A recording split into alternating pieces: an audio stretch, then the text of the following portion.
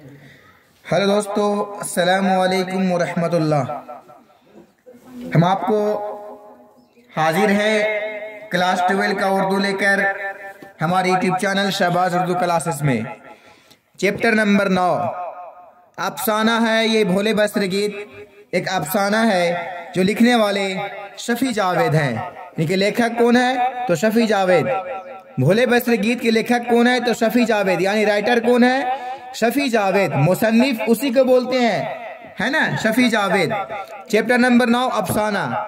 भोले बसर गीत क्या है? तो आप सवाल में आएगा, ऑब्जेक्टिव में 4 ऑप्शन रहेगा, तो आप लोग को मारना है। ये शफी जावेद का अफसाना है और भोले बसर गीत एक अफसाना है। उनके लिखने वाले कौन है? तो शफी जावेद, है ना। शफी जावेद मुजफ्फरपुर में 4 जनवरी 1935 ईस्वी को पैदा हुए थे।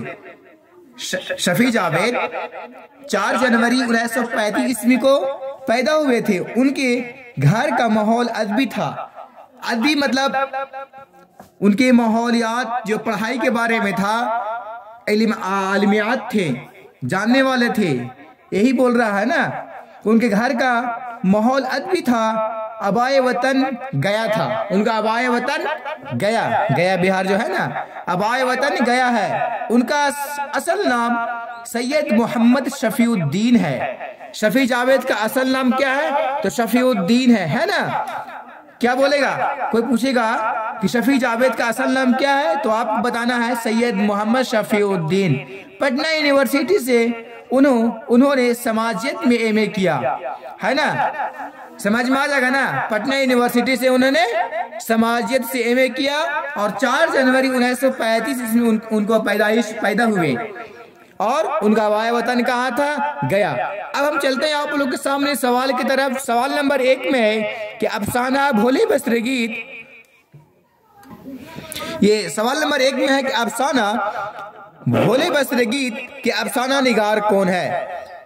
अब हम सवाल समझा दिए, आप लोग लिख के मेरे कमेंट में बताएं क्या है। तो अफसाना भोले बसर गीत के अफसाना निगार कौन है? अफसाना निगार उसी को बोलते हैं जो लेखक को बोलते हैं। निगार बोलेगा तो अफसाना निगार कौन है, जो किसने लिखे हैं वही पूछेगा। तो आपको जवाब देना है अफसाना भोले बसर गीत के अफसाना निगार सैयद शफी जावेद है ना। सवाल नंबर 2 है सैयद अजीज अहमद किस ओहदे से सुबुकदोश हुए? सुबुकदोश के समझिएगा, आप बता रहे हैं कि सुबुकदोश बोलते हैं कोई आदमी कहीं पे जॉब कर रहा है, उसका रिटायर होता है, रिटायरमेंट नहीं होता है, उसी को बोलते हैं सुबुकदोश। सुबुकदोश होना, है ना, ट्रांसफर होना। ट्रांसफर तो एक जगह दूसरे हो गया ना, रिटायर होना उसको बोलते हैं। सुबुकदोश मतलब रिटायर होना, है ना। तो क्या बोल रहा है सवाल नंबर 2 में कि सैयद अजीज अहमद किस ओहदे से सुबुकदोश हुए? जवाब देना है आपको सैयद अजीज अहमद डॉक्टर जजल के ओहदे से सुबुकदोश हुए। क्या बोलेगा? डॉक्टर जजल के ओहदे से सुबुकदोश हुए। सवाल नंबर 3 है सैयद अजीज अहमद का नवासा टेलीविजन पर क्या देख रहा था? टेलीविजन पर क्या देख रहा था? तो आपको जवाब लिख देना है, सब्जेक्टिव हो या ऑब्जेक्टिव हो, दोनों बनेगा क्वेश्चन इंशाल्लाह।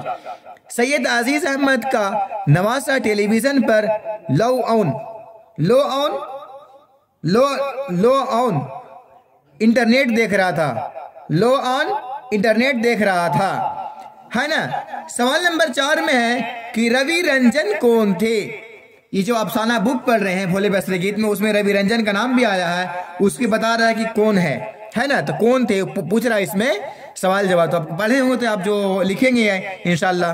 तो रवि रंजन कौन थे? तो आपको जवाब देना है कि रवि रंजन अजीज अहमद के पुराने जर्नलिस्ट दोस्त थे, है ना। सवाल नंबर 5 है क्या डॉक्टर की बात सुनकर ओ सन्नाटे में आ गए, यानी सुनसान जगह कोई डॉक्टर ने ऐसा कुछ बोला। अब कहानी पढ़ो तो उसको आप जान रहे हैं इसमें के बारे में क्या आया है, जो है ना। इतना हम तफसील से तो नहीं बता सकते हैं, काहे कि ये एग्जाम आप लोग का बहुत करीब है 12 क्लास का, और हम इतना बताएंगे तो टाइम बहुत लॉस होगा।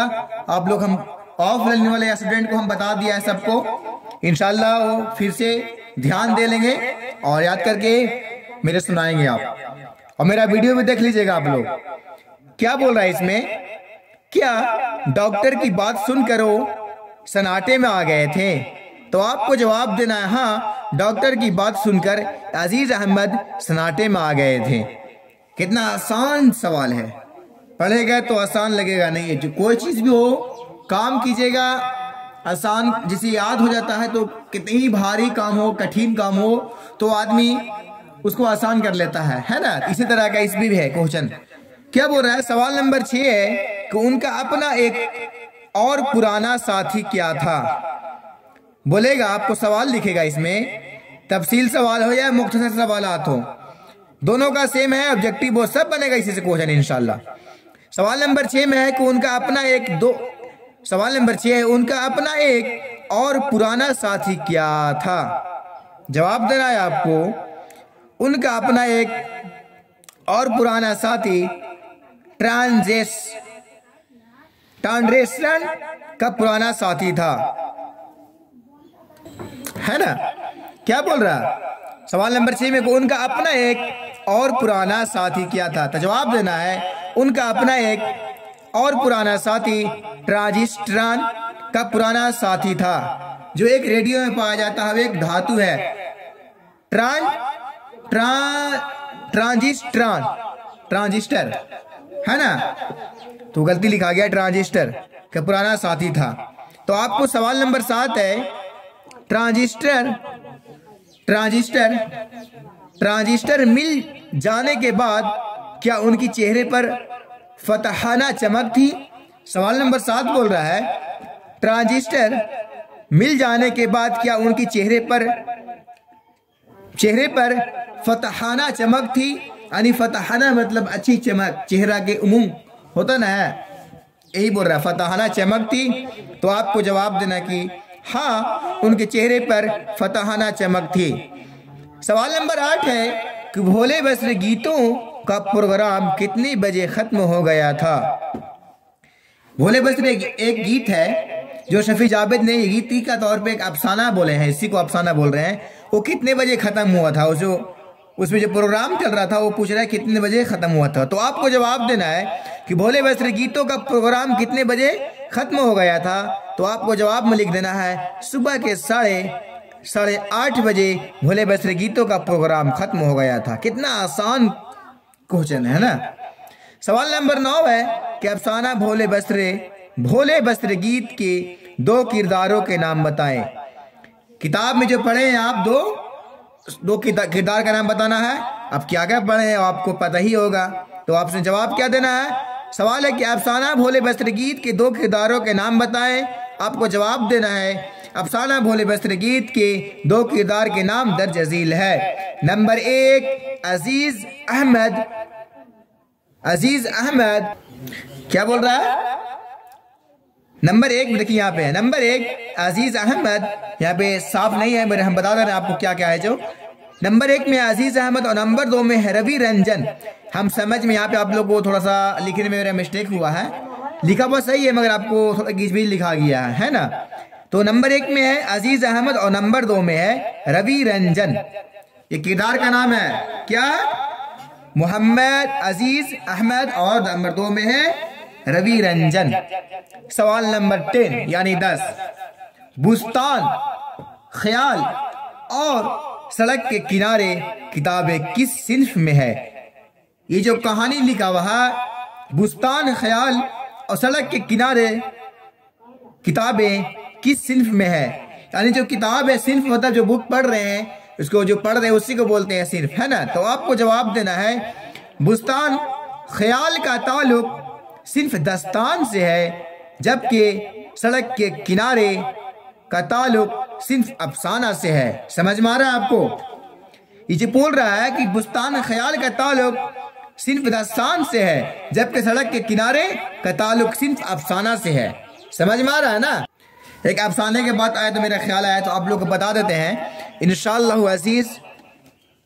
देखिए अफसाने के बारे में बताते हैं आपको कि अफसाने के मरकजी किरदार के फिक्र व एहसास की दुनिया नशीब व फराज के जश्न शिद्दत व तूफान से गुजरती है। उनकी फनकाराना अक्कासी है ना, उनकी फरकाना अक्कासी, अफसाना निगारी की बसीरत और इजहारो बयान पर उसकी कुदरत का पता देती है।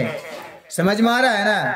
ये आज का चैप्टर नंबर 9 अफसाना भोले बसर गीत था शफी जावेद।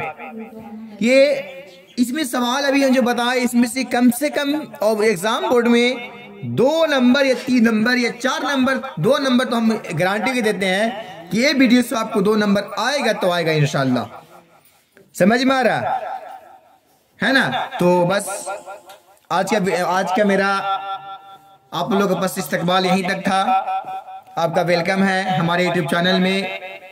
बस आपको स्वागत है कि आपसे रिक्वेस्ट है कि हमारे यूट्यूब चैनल को सब्सक्राइब करें और लाइक करें, और प्लीज़ आपसे मेहरबानी है कि दूसरों के पास भेजें। अस्सलामु अलैकुम रहमतुल्लाह।